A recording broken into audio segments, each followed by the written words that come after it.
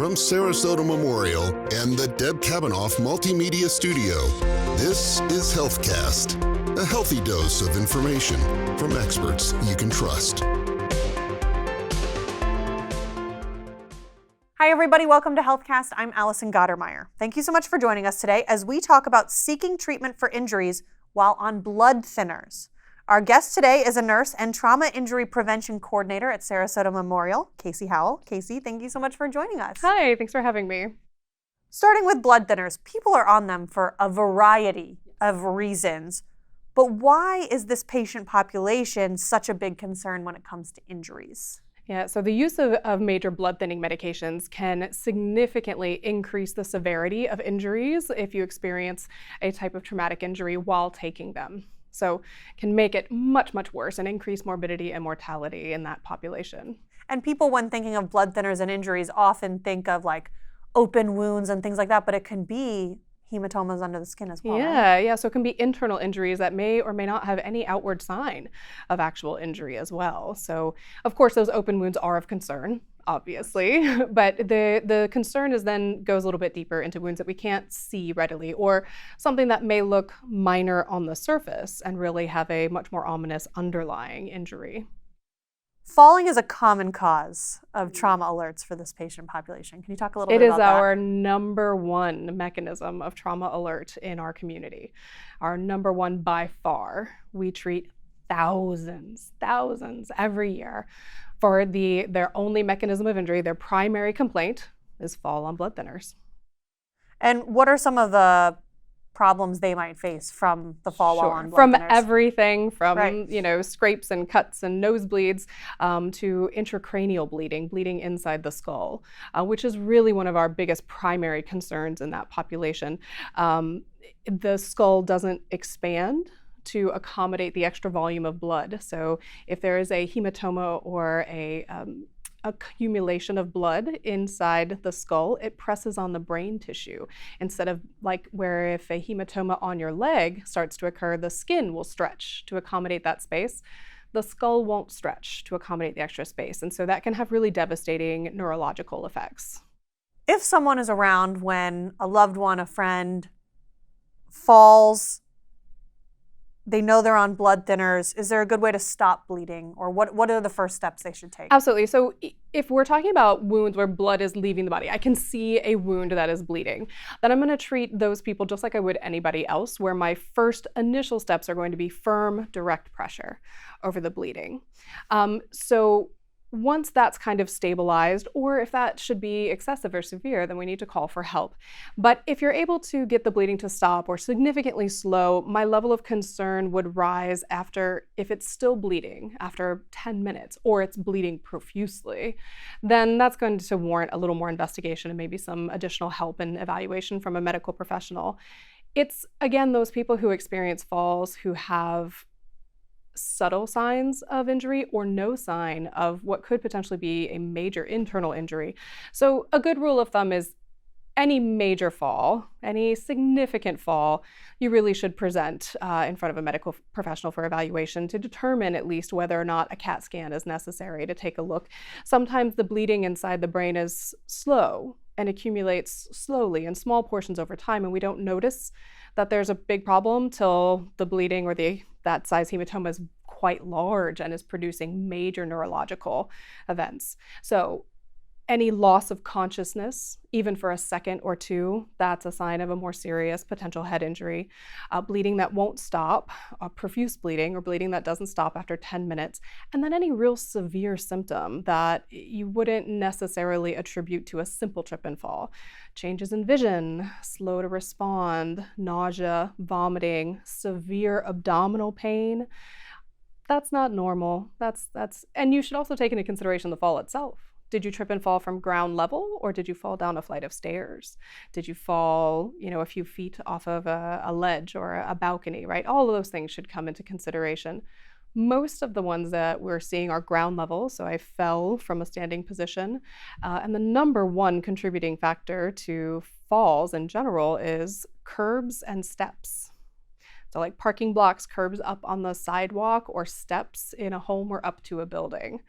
And those can be particularly dangerous. We all know of someone, whether it's friend, family member, who's exceptionally stubborn and might listen to this or see this podcast and say, I had a fall, but I'm fine. You mentioned some of the big signs, right? Vomiting, loss of consciousness. Is there anything loved ones, family members, people around might notice that they say, I know you're saying you're fine, but we've got to go? So when you witness those falls or you learn about them close to the time that they occurred, that's usually your best window of opportunity to really try to encourage that stubborn but loved person to seek a little bit more help or sort of seek medical evaluation. We're not always successful in that endeavor, so all we can do is really try to encourage them as best as possible. What we can, and what does often occur a lot of times, is that you find out after the fact. For a lot of reasons, that person might not mention that they had an injury because, one, they feel like they're fine, there's no need in mentioning it, or the fear of the repercussions, right? If they start experiencing falls, especially routinely, or they're concerned about the overall impact that it might have on their independence or their lifestyle. So what we should be evaluating in those patients, especially the ones on blood thinners, but even the ones that are not, there's still potential there, especially in our aging population, after a fall in the weeks that follow. So like I said, this can be a slow kind of accumulation of a problem where we don't see the biggest impact of some of those symptoms till quite a bit afterwards, but it still puts them at significant risk. Changes in mentation, forgetfulness, more than typical, not just I forgot where I put my keys, but things that they should be or normally are able to recall with some level of ease. Fluctuations, dramatic changes in mood and affect, especially being very short-tempered or quick to react. That's a little out of character perhaps for them. Slow to respond, having difficulty carrying on the same level of back and forth conversation, just kind of an overall, people describe it oftentimes kind of a slowing or a dulling of their mentation.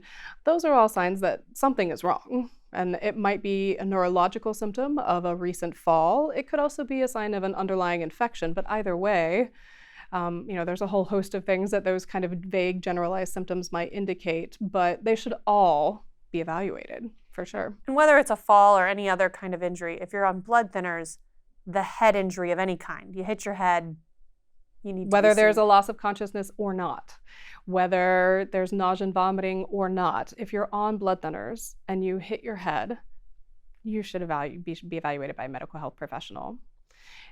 You can go to the urgent cares for sure, especially if you really are insistent that this is a pretty minor fall, like maybe my head touched the ground but didn't really hit very hard. That's fine. A medical professional there can screen you and then say, hey, here are the signs, or here is the evidence, here are the statistics, here is my concern why I think you might need a higher level of care, and refer you then to the ER.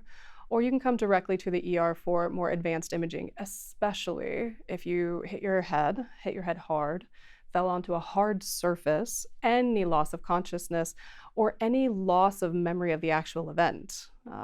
If there is, sometimes I ask people, did you lose consciousness? And they say no. And I say, you remember every step of the fall? And they go, well, no, not the middle part.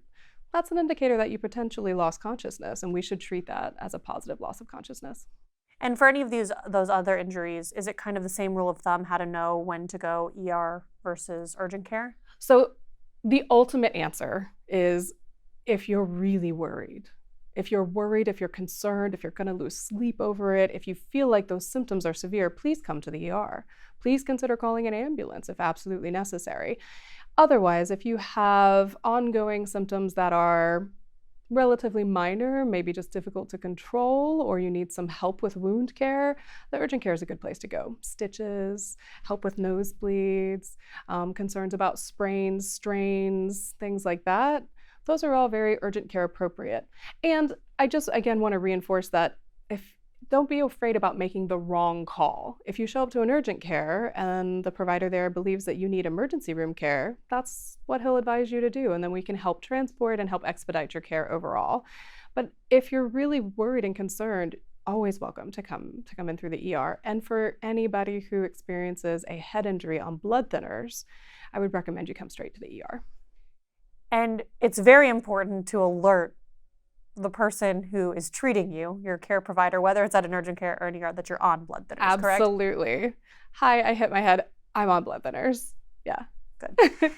Can you talk about Sarasota Memorial's Trauma Center? What makes it best equipped to help people with some of those more scary Absolutely, injuries? right. So as a level 2 trauma center, we are equipped to, we employ some of the best trained and medically advanced medical team, surgeons, equipment that we have available to us, and state-of-the-art trauma bay areas to help treat some of the scariest and most severe injuries, this is the best place to come to help reduce the chance of morbidity or mortality after those incidents that we unfortunately can't always prevent. But that's what you're really getting, is the experience and expertise of the team, the ongoing training and dedication into making sure that we are the best place to help serve the main needs of our community. And with falls, especially on blood thinners, being our number one mechanism of injury, that's something that we're very, very adept and experienced at treating. Is there anything else you want to add on this topic? Oh, there's so much, right? Very open-ended question. So I also there are injuries and accidents that we can't avoid. That's why they're accidents. But there is oftentimes a lot of things that we can do to try to mitigate our experience if we do have those injuries that we can't avoid, and things that we can put in place to try to reduce injuries. So the first step when considering treating falls on thinners is prevention. Try to help prevent the fall as best as possible. So that's a whole topic in and of its own, but some basic types of things we can do is making sure that we have appropriate footwear that fits properly, being mindful around steps and curbs, lighting up our home spaces and walkways, using adaptive devices as prescribed, like walkers and canes, things like that. If there has been an identified increased risk for falls, using those type of things. And being mindful too about our environment or decreased senses, other medications that might throw us off balance a bit, things like that. So step one, prevention, right? And then step two is awareness and communication. So having those around you, your caregivers, your family, your friends, knowing that you take blood thinners, especially in the event of an accident or a fall, and then reporting those injuries, not having fear of retribution or any type of issue there in what that might mean. Our best opportunity to help you to avoid the most severe form of those injuries is to quickly be able to address and assess and evaluate your condition and what might our options be for treatment then. Casey Howell, thank you so much for answering all our questions today. And as always, we encourage everyone in the community to visit smh.com to get the latest from Sarasota Memorial. Have a great day.